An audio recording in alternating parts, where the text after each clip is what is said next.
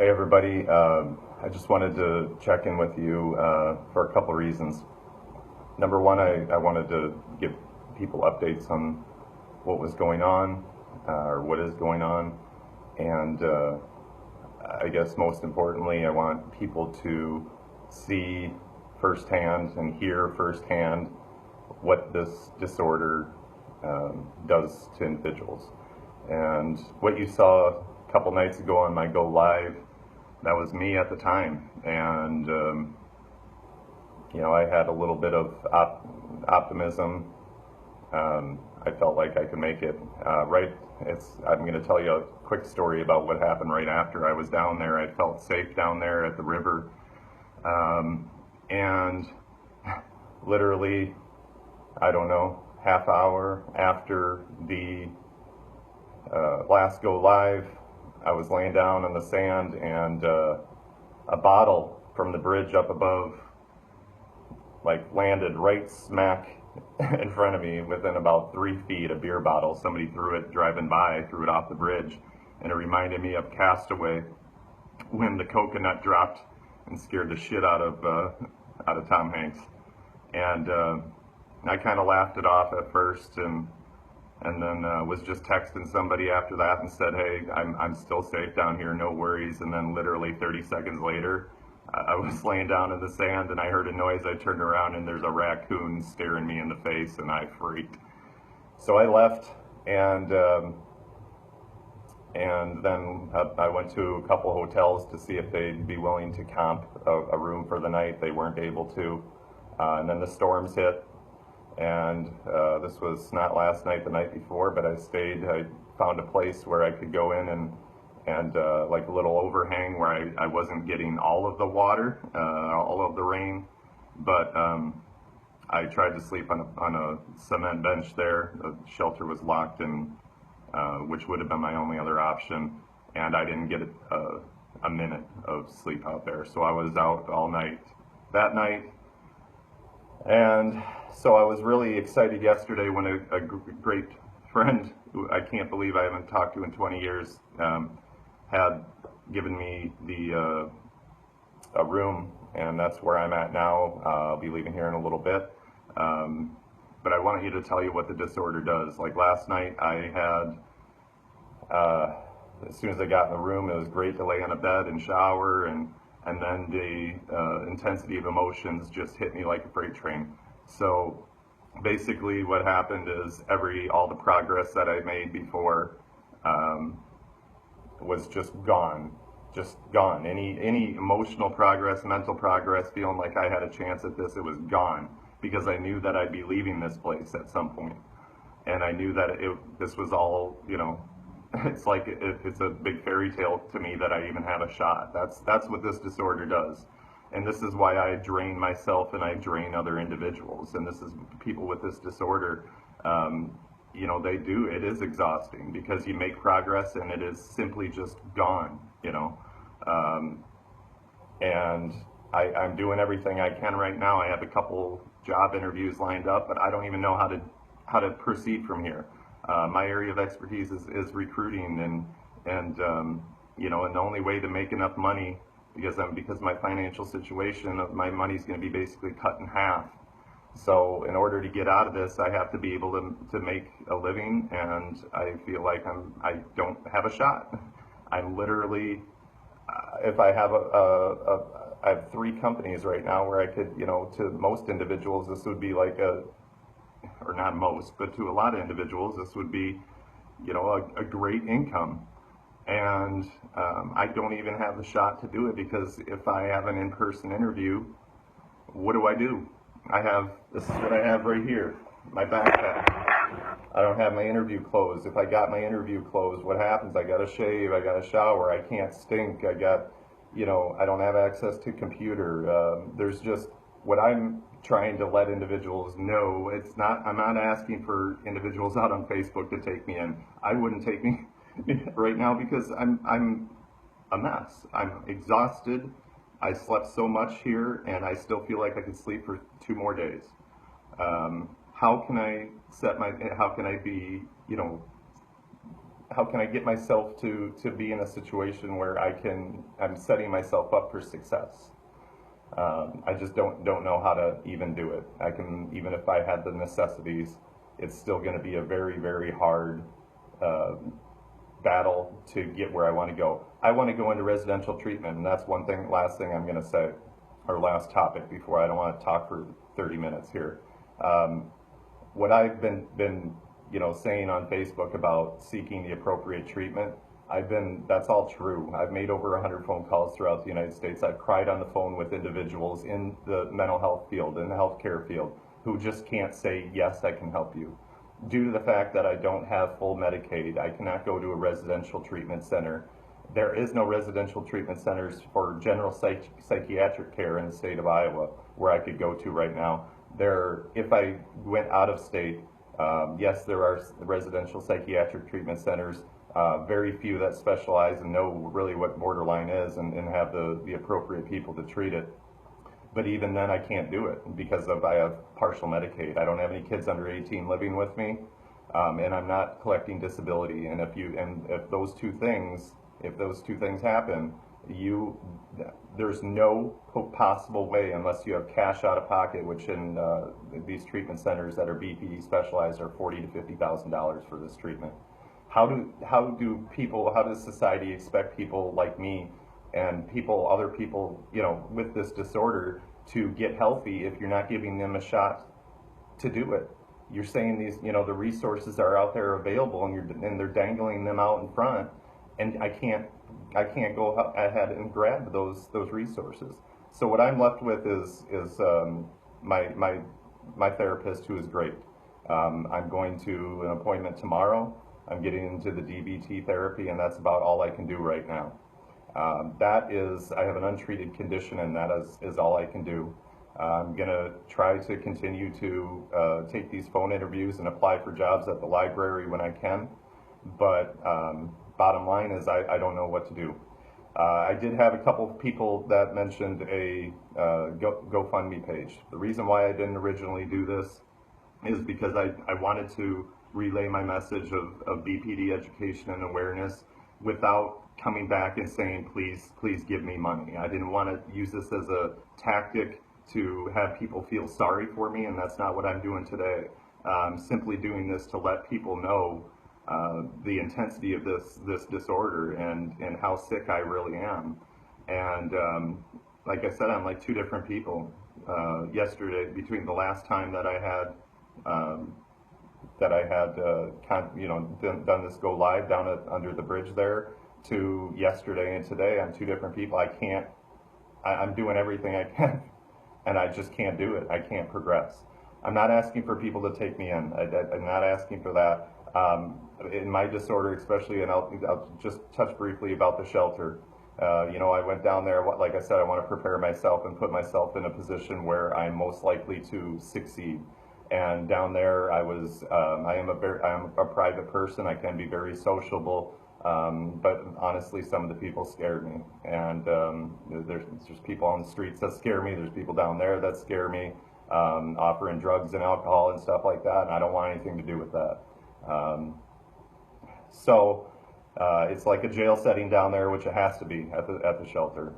But there's only certain times you can shower during the day. You have to be in by 6 p.m. or they lock the doors, and there's no exceptions. So if I wanted to get a career job in my profession, and if I need to work late, then I would have to go live on the streets for the night. And how am I supposed to get my outfit for the next day for work and shave and shower? So this is what I just wanted to relay to people, because it's hard to say that in words and write it in on a Facebook post. So bottom line is I'm leaving here. The GoFundMe page, I'm open to it now. I'm hoping to maybe, my best case scenario, if somebody said, what would be your best case scenario right now? What would give you a shot? And that, maybe it's getting into an extended stay hotel for 1 to 2 months, to get me at least in a place where I'm in private. It's something, there's a balance there. I have to be around people, but at the same time, the intensity, those emotions, sometimes I need to get out. I need to be away, and being locked up in that place, I I don't know if I would succeed. So I don't even know how to do the GoFundMe. Maybe I'll look into it. I do have internet access on my phone, thank God for that. But I got to check into that. I don't even have a bank account, and even if I did a GoFundMe page, I wouldn't. I know people probably distrust me that I would, go blow the money or something like that, and that's not. I just I'm hoping, even the vehicle. Right now I'm on bike with a book bag. How am I supposed to get to a job that pays enough, in my profession? All I know, is recruiting and everything, and I could go in and I could land a job for a very good income and hopefully get on my feet.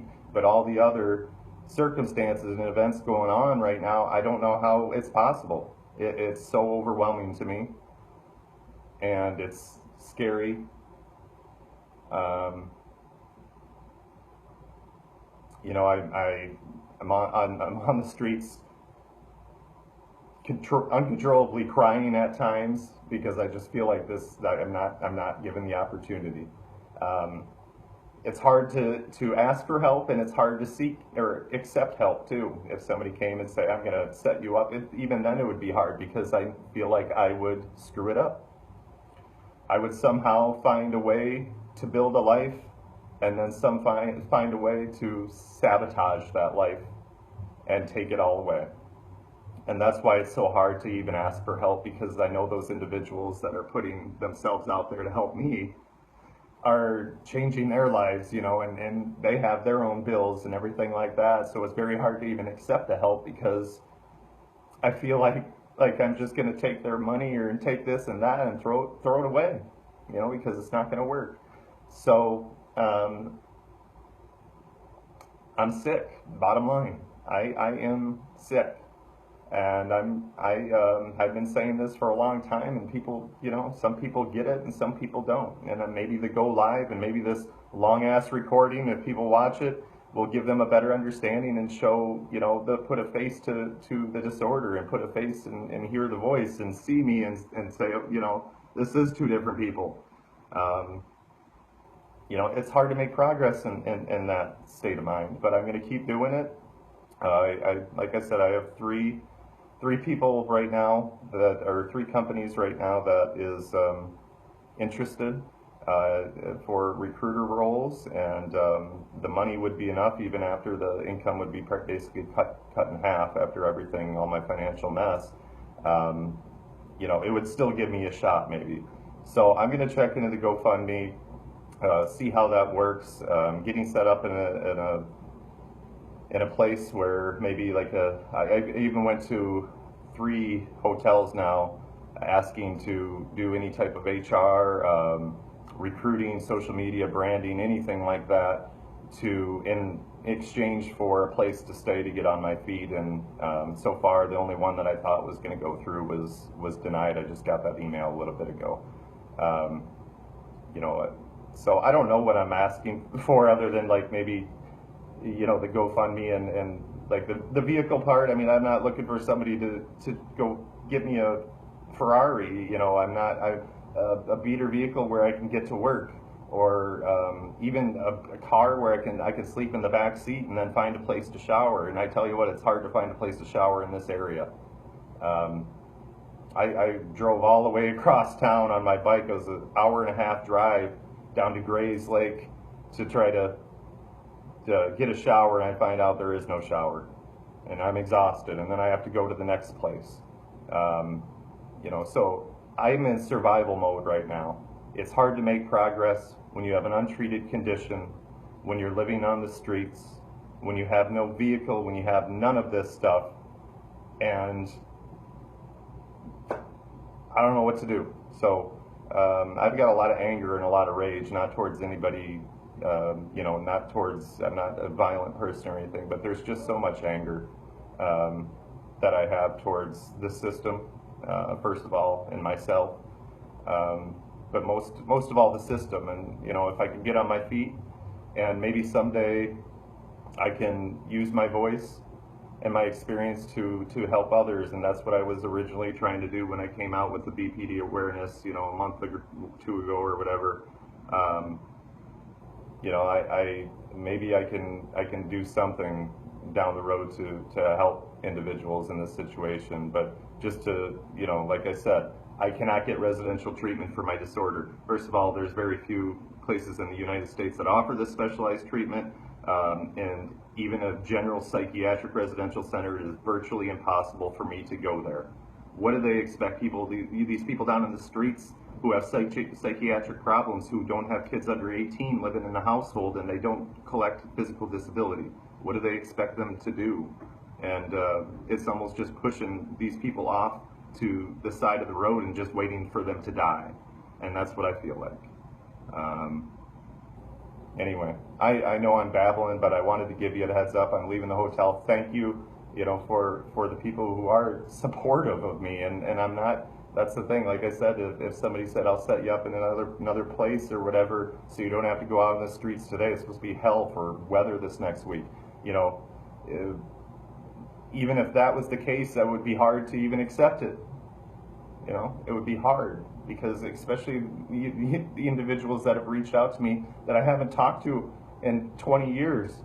And a lot of these Facebook folks that you know, I could walk down the street and walk by and they might see me and not even recognize me. I don't expect those people to come in and save me. I don't expect to be saved, you know, by another individual. I guess, you know, in terms of the GoFundMe, in a sense, yeah. I mean, I have no other choice right now but to put together a page and see if I can get a beater vehicle and you know, extended stay hotel for 1 to 2 months where I can go in and I can find a job and do what I love. Because, you know, I tell you, when I'm in my job, I do well. I'm good at what I do. I have confidence. It's about the only thing I have confidence in my life right now, is my ability to be in that profession.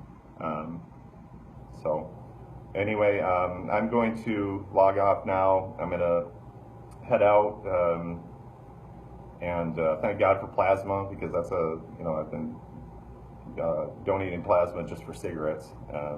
That's been my crutch out here, and I have been offered alcohol and drugs out here on the streets, and actually here at the hotel last night, and I even turned that down. And you know, and I tell you what, I'm proud of myself for that, because what I'm feeling today is raw emotion with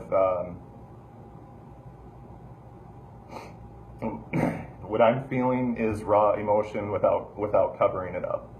And that's one of the hardest things for people to do for a disorder, for somebody that has an emotional disorder.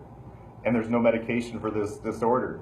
So no wonder people go and they are substance abusers and addicts and are trying to fill that void. No wonder, you know? And especially no wonder, because when you go to the mental health system to try to get the appropriate treatment you need, you're denied over and over and over. What else are people going to do? Of course they're going to run to fill the void and give them some sense of relief in some time, at some point. So out of all this, I am proud of myself for that last night, and especially last night. You know, to be offered something that will temporarily take all of that away, that emotional intensity away. And I just want to explain the emotional intensity. For some people, day-to-day life and triggers, you know, it's normal for them. People have stresses and anxiety, and I get that. I don't feel I'm special in that way. But their level is right here for something that is just so minor, a minor issue, a minor stress and anxiety. For people with borderline personality disorder, that level is up here. It's like a freight train. There's nothing you can do to stop it. It just hits you like a ton of bricks. That is why I want treatment. I've been begging to just give me the education and knowledge and give me the tools in order to learn how to manage this. It's incurable. I'm not going to get better. I'm not going to get rid of the disorder no matter what happens. It's always going to be there. I need to learn how to manage it. I need that education. And simply my only option is to go and speak to my therapist. I get 1 hour with him tomorrow. This guy is BPD specialized. He's great. There's only 3 BPD specialized therapists within a 3-hour radius of Des Moines. But that's not enough. Considering my circumstances, that's not enough. Anyway, I'm going to check into the GoFundMe. I'll let you know what's going on. Whatever you can do to help, that's it. I mean, it takes a lot for me to come on here and ask for people to take care of me, like I said, knowing that there's a good chance that I will get, take the resources and I will not succeed.